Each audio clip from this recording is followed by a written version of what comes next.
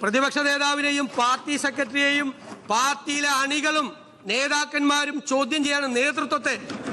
അല്ലെ നിങ്ങളുടെ പാർട്ടിയിൽ? അതൊക്കെ വല്ലാത്തൊരു പൂതിയാണ് കേട്ടോ. ഇവിടെ ഞാനോ ഞങ്ങളോ ആദ്യമായിട്ട് നേരിടുന്നതല്ല. നല്ലോണം ചിരിക്കുന്നില്ലേ? ചിരിക്കുന്നവർ നല്ലോണം മനസ്സിലായിക്കോ.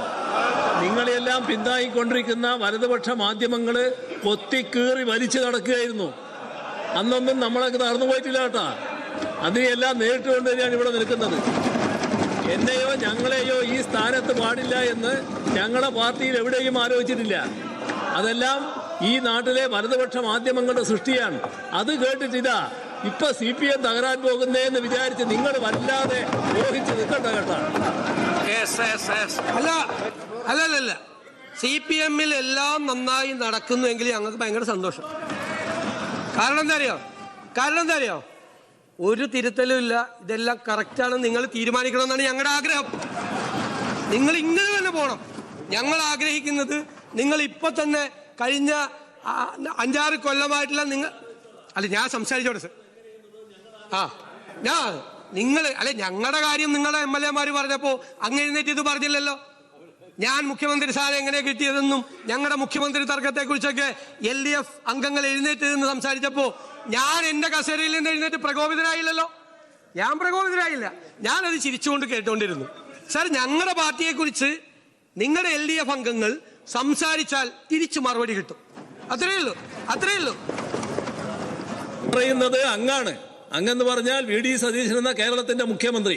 ഞാനിവിടെ ഇരിക്കുന്നത് പ്രതിപക്ഷ നേതാവായിട്ടാണ്. അങ്ങ് പറയുമ്പോൾ സ്വാഭാവികമായിട്ട് ഞാൻ മറുപടി പറയാൻ ബാധ്യസ്ഥനാണ്. ആ മറുപടിയാണ് ഞാൻ പറയുന്നത്. ഞാനത് അപ്പുറത്തുള്ള അംഗങ്ങൾ സംസാരിച്ചതിന്റെ മറുപടി പറയാനുള്ള ഉത്തരവാദിത്തം എനിക്കുണ്ട്. എന്റെ പാർട്ടിയെ കുറിച്ചാണ് പറഞ്ഞത്. ഞാൻ റെപ്രസെന്റ് ചെയ്യുന്നത് എന്റെ പാർട്ടി, എന്റെ മുന്നണിയാണ്. എന്റെ പാർട്ടിയെ കുറിച്ചും എന്റെ മുന്നണിയെ കുറിച്ചും പറഞ്ഞാൽ ഞാൻ തിരിച്ചു പറയും. ഒരു സംശയവും അക്കാര്യത്തിൽ വേണ്ട. സാർ ഇവിടെ ഗവർണറുമായിട്ടുള്ള പ്രശ്നം പറഞ്ഞു. ഗവർണർ ആദ്യമായിട്ടാണ് ഇഷ്ടമുള്ള വൈസ് ചാൻസലറെ വെക്കണത്. ഗവർണർ ആദ്യമായിട്ടാണ് സെനറ്റിലേക്ക് സ്വന്തം അംഗങ്ങളെ ചേർക്കുന്നത്. കേരളത്തിൽ ആദ്യമായി ബഹളം ഉണ്ടാക്കല്ലേ. കേരളത്തിൽ ആദ്യമായി ഗവർണർ, ഞങ്ങൾ അതിനെ എതിർത്തു. അങ്ങ് ബഹളം ഉണ്ടാക്കല്ലേ. ഞങ്ങൾ അതിനെ ശക്തിയായി എതിർത്തു.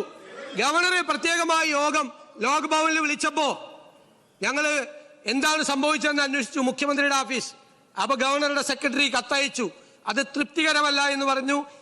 ഞങ്ങളുടെ ഗവൺമെന്റിന്റെ ഡിസ്പ്ലഷർ, അതൃപ്തി പ്രകടിപ്പിച്ച് തിരിച്ചു കത്തയച്ചു. ചെയ്യാൻ പാടില്ല എന്ന് പറഞ്ഞു. ഭാവിയിൽ പ്ലീസ്, അങ്ങക്ക് ശബ്ദം കൂടുതലാണ്, പക്ഷെ വേണ്ട ബഹളം. ഞാൻ പറഞ്ഞിട്ട് ഞങ്ങൾ അയച്ചു. കൂടുതൽ വാർത്തകൾക്ക് News 18 Keralam YouTube channel subscribe ചെയ്യുക.